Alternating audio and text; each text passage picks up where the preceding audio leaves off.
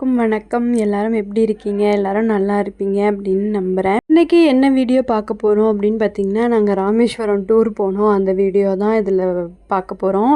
இப்போ தான் நம்ம சேனலில் நீங்கள் ஃபஸ்ட் டைம் பார்க்குறீங்க அப்படின்னா ப்ளீஸ் சப்ஸ்கிரைப் பண்ணி சப்போர்ட் பண்ணுங்கள். சனிக்கிழமை நைட்டு பார்த்திங்கன்னா நாங்கள் எங்கள் வீட்டில் இருந்து எங்கள் நாத்தனார் வீட்டுக்கு போயிட்டோம். எங்கள் ஃபேமிலியில் எல்லாருமே ஒரு 20 மெம்பர்ஸ் போயிருந்தோம். அமாவாசை ஞாயிற்றுக்கிழமை அதனால் திதி கொடுத்துட்டு அப்படியே சாமி கும்பிட்டு வரலாம் அப்படின்னு சொல்லிட்டு போனோம். அதுக்காக சாப்பாடெலாம் கட்டிட்டு போயிடலாம் அப்படின்னு சொல்லிட்டு புளி சாதமும் தயிர் சாதமும் ரெடி பண்ணாங்க எங்கள் அத்தை. எல்லாருமே வேன் பிடிச்சி தான் போயிருந்தோம். சனிக்கிழமை நைட்டு ஒரு 10 மணிக்கு கிளம்பி விடிய காலையில் 6 மணிக்கு கொண்டு போய் ராமேஸ்வரத்தில் விட்டாங்க. பார்க்கிங் பண்ணுறதுக்கே கிட்டத்தட்ட 1 hour ஆயிடுச்சு. பார்க்கிங் பண்ணுற இடம் ஒரு இடத்துல இருக்குது, கோயில் ஒரு இடத்துல இருக்குது. அங்கேருந்து நடந்து கடலில் வந்து குளிச்சுட்டு சாமி பார்க்க பயங்கர ரஷ்ஷு. அமாவாசை அதுவுமா போனால் ரஷ் இல்லாமலாம் இருக்கும் அப்படின்ட்டு அவ்வளோ கூட்டம் அப்படின்னு விலக கூட முடியல, அவ்வளோ கூட்டமாக இருந்துச்சு. ரொம்ப கஷ்டமாக இருந்துச்சு. என் சின்ன பையன் வந்து இவ்வளோ பேரை பார்த்தோன்னையும் யார்கிட்டையுமே போகலை, என்கிட்டயே இருக்கணும்னு சொல்லி என் மடியிலே உட்காந்து அவனை தூக்கிட்டு நடக்கவே முடியல. சாமி பார்க்கறதுக்கு வேறு க்யூவில் நின்று அவ்வளோ க்ரௌடு. அதை பார்த்துட்டு வெளியில் வர்றதுக்குள்ளே அப்பா பட்ட பாடு இருக்கே, அவ்வளோ கஷ்டமாக இருந்துச்சு.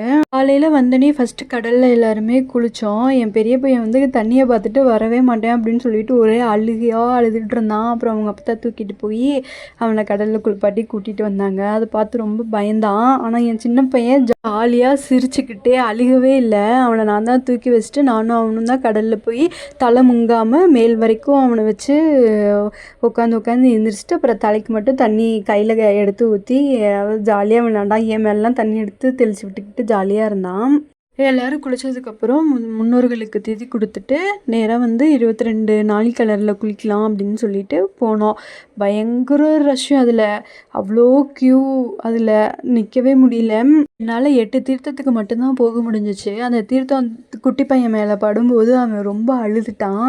அனிருத் பெரிய பையன் வேற கூட்டத்தில் நசுக்கிறாங்க அப்படின்னு சொல்லி தூக்குங்க அப்படின்னு சொல்லி அவனும் அழுக ஆரம்பிச்சிட்டான். அதனால் நான் ஒரு இடத்துல உட்காந்துக்கிட்டேன். அப்புறம் என் கூட வந்தவங்களாம் போயிட்டு அவங்களாம் தீர்த்தம் கொண்டு வந்து அப்புறம் எனக்கு தெளிச்சு விட்டாங்க. அதுக்கப்புறம் 12:30க்கு நட சாத்திடுவாங்க அப்படின்னு சொல்லிட்டு ட்ரெஸ் எல்லாம் சேஞ்ச் பண்ணிவிட்டு மறுபடியும் வேனுக்கே வந்துட்டோம்.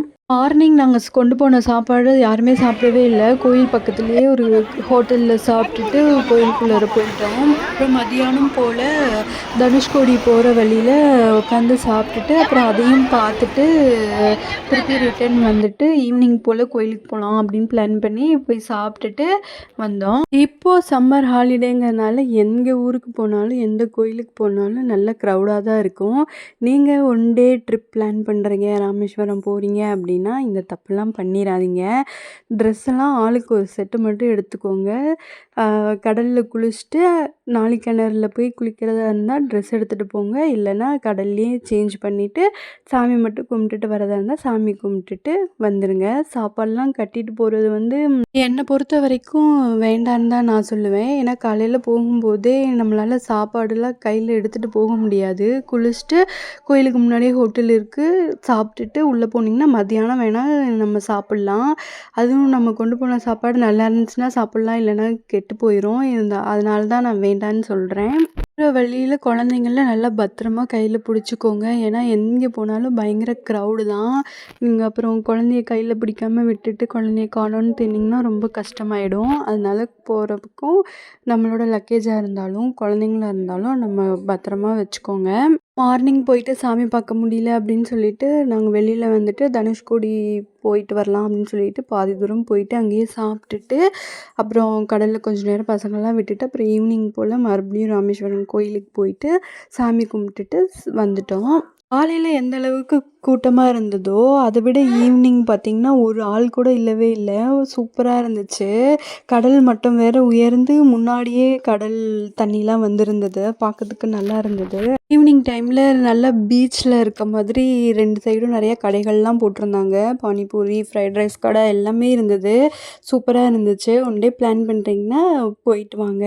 நல்லா இருந்தது அந்த பிளேஸு. நெக்ஸ்ட்டு அடுத்த ட்ரிப் எங்கே போகிறோன்ட்டு பார்க்கலாம். அது வரைக்கும் பாய்.